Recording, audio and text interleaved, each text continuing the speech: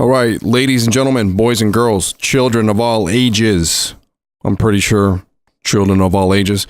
This is the Ed Namrock podcast. And before I start the podcast, I wanted to give a shout out to all of my friends and family at SoundFi. Visit soundfi.com.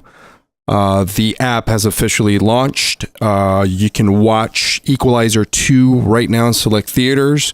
Download the app on the iOS App Store and get ready for a 3D audio experience. And basically the synopsis of the whole thing is the app synchronizes to the film in the movie theater, and you go in with headphones, and everything audio-wise is panned in 3D, which is also known as binaural panning. It's pretty exciting to talk about, but it's even more exciting to actually go in the theater and experience it. So again, soundfi.com, download the app on the App Store, SoundFi at the movies, that's what it's called. But two things today that actually came across my way that I actually wanted to kind of rant about is I read that people with high levels of testosterone get pleasure from the anger of others. Now, this is very interesting because I'm one of those people. I love to admit that. I don't get absolute pleasure from the anger of others, but there's a little bit of fulfillment, but I'm guilty as charged. So when I saw that, I couldn't help but to shake my head and go, oh, fuck. Okay, that sounds like someone I know, which is myself. And of course, other people that I know personally. But is this something that's a problem is what I was telling myself in my head.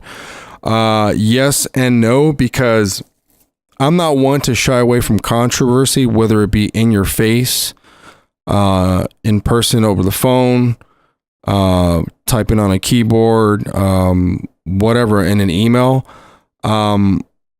I don't know what it is, especially with social media. You can kind of read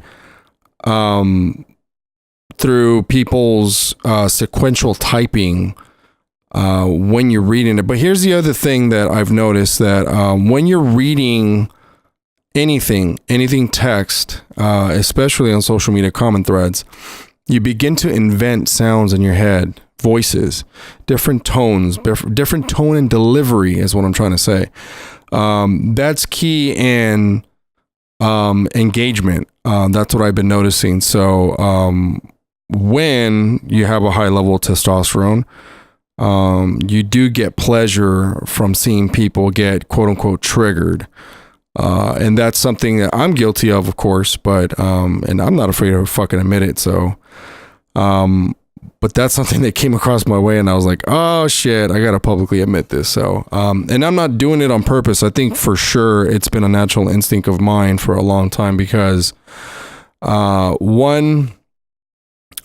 far as I can remember, I've always been this way. And of course, like any other kid that grew up in the hood like I did, you amount certain levels of trauma, like, domestic violence in the home, being shot at 3 fucking times, which is not fun.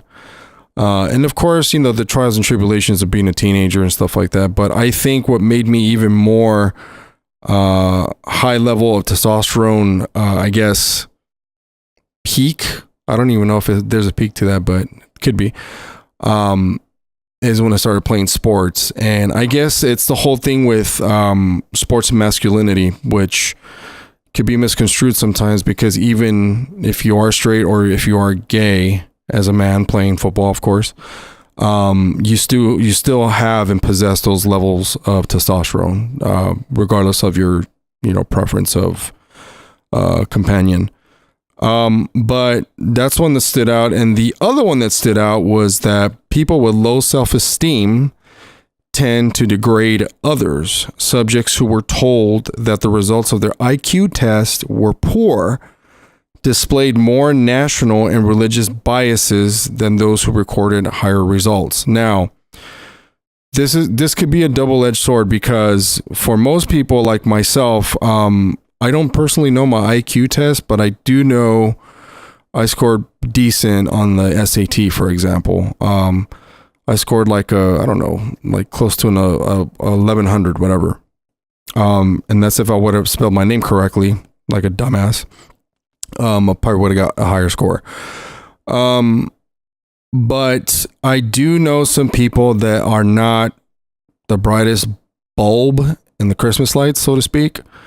And yeah, they do have this immense like tenacity and gall to just belittle people and talk major shit about them, whether they're present or not. That's the crazy part. It doesn't matter if they're there or not. They just have to humiliate someone to feel significant. And that brings the whole topic of significance in general, that because these people were told something negative about themselves, like scoring low on an IQ test, for example, that for them is grounds for talking shit, talking down on people, and making other people feel like shit, so they feel self-righteous. I've encountered a lot of people like that, but for me, it's not long lasting. But I noticed that a lot of people fall into that trap, especially with relationships. Which brings me to my point. If you are in a relationship where there's a lot of that from either one side of the party or both, it is very toxic. I highly recommend you either get it resolved or just completely get out of it. It's very, very toxic. I've been in a relationship like this a long time ago where it was basically a pissing contest with two people that, I mean, I consider myself smart. I'm not fucking Albert Einstein, but I consider myself smart. Although I do have some stupid moments and sloppy moments like anyone else.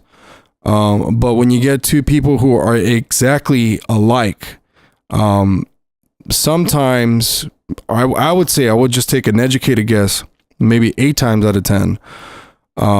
That's just a fucking dumpster fire waiting to happen. So,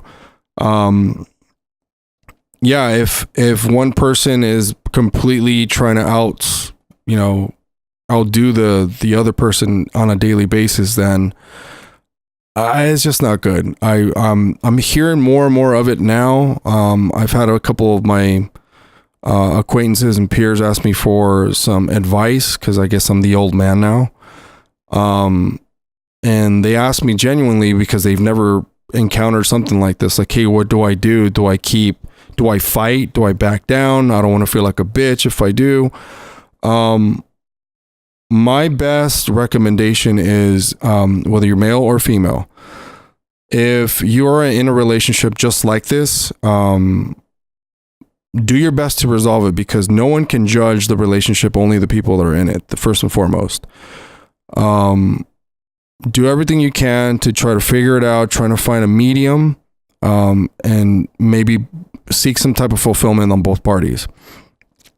Or B, second recommendation, should I say, just completely get out of it. Don't waste your time. Don't dedicate any more energy and effort into it.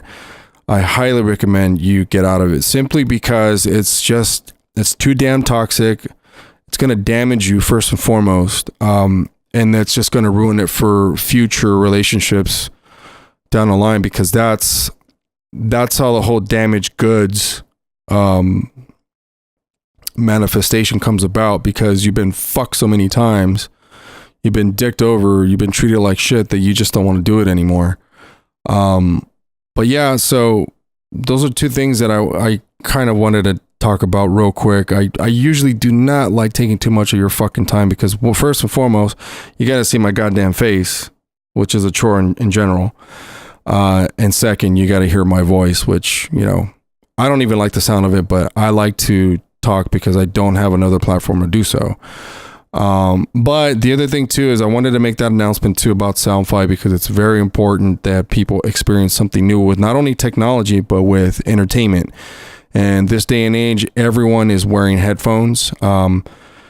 It's awesome. I mean, I got to work with them momentarily a long time ago, maybe 2.5 years ago, when it was barely a startup.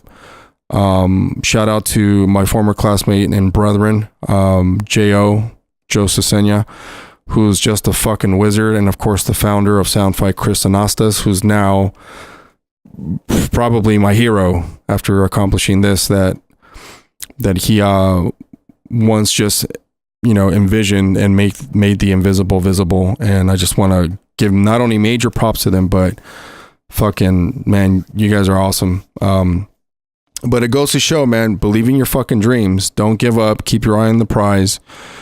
Don't let other people degrade you. Know what you like. Know what stimulates you. Know what forces you to do something difficult. Don't seek comfort. Comfort seekers, for some reason, they just have very impotent goals. I don't know why, and that's just my own analysis. That's my own collection of data, I guess you could say. But anyway, just those two quick points real quick. Also, I want to make another announcement. I will be having guests on the podcast that will be contributing their perspectives and viewpoints.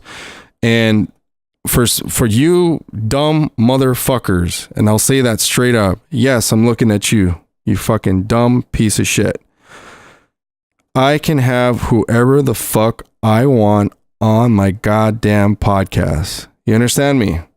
I don't care if they're left wing. I don't care if they're right wing.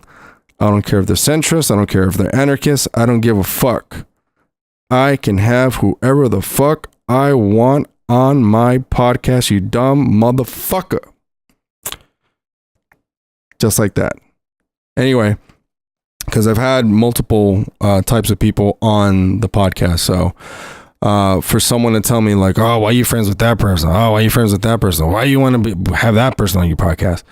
I do what the fuck I want, and I do it when I want, period. And it's because I like to do it.